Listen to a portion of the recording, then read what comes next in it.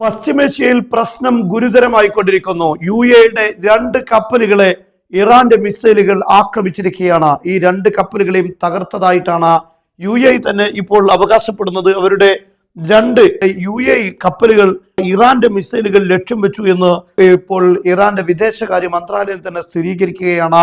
Iran നിശ്ചയിച്ചതല്ലാത്ത ഒരു ഭാഗത്തുകൂടെ, അതായത് Yemen ഒമാനിനോട് ചേർന്ന ഭാഗത്തുകൂടെ ഈ 2 കപ്പലുകളും സർവീസ് നടത്താൻ ശ്രമിച്ചതാണ് ഇറാൻ ആക്രമിക്കാൻ കാരണം. മാത്രമല്ല, ഹോർമുസ് കടലിടുക്കിൽ അമേരിക്കയും അതുപോലെ ഇറാനും തമ്മിൽ ശക്തമായ ഏറ്റുമുട്ടലുകൾ നടന്നുകൊണ്ടിരിക്കുകയാണ്. ഈ അമേരിക്കയുടെ ഒരു ഡിസ്ട്രോയറിന് നേരെ ഇറാന്റെ മിസൈലുകൾ പതിച്ചതായുള്ള റിപ്പോർട്ടുകൾ വരുന്നുണ്ട്. എന്തായിരുന്നാലും ഇറാനും അതുപോലെ അമേരിക്കയും ഹോർമുസ് കടലിടുക്കിന്റെ നിയന്ത്രണത്തിന് വേണ്ടി അതിശക്തമായ പോരാട്ടം തുടരുകയാണ്.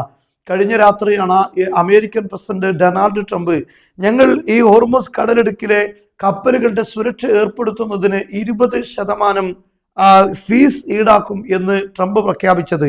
ഇത് യഥാർത്ഥത്തിൽ ഇറാന്റെ ഈ പ്രഖ്യാപനത്തിന് ബദലായിട്ടുള്ള ഒരു കാര്യമാണ്.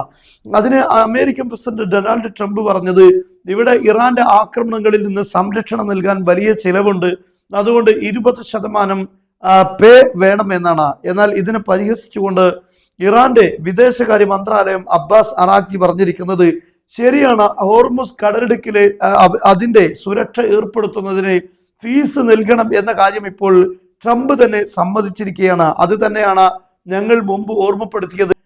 ഈ സുരക്ഷ ഏർപ്പെടുത്തുന്നതിന് വലിയ രൂപത്തിലുള്ള ചെലവുണ്ട്, മാത്രമല്ല അത് പ്രധാനപ്പെട്ട ഒരു കാര്യമാണ്. അതുകൊണ്ടാണ് ഞങ്ങൾ ഹോർമുസ് കടലിടുക്കിൽ ഫീസ് വേണം എന്ന് പറഞ്ഞത്.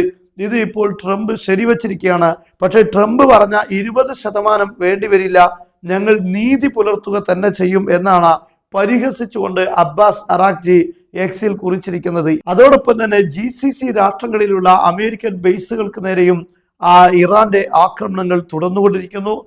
അതേസമയം തീരപ്രദേശങ്ങളിലുള്ള ഇറാന്റെ മിലിറ്ററി ഫെസിലിറ്റികൾക്ക് നേരെ അമേരിക്കയും ആക്രമണം നടത്തുന്നു.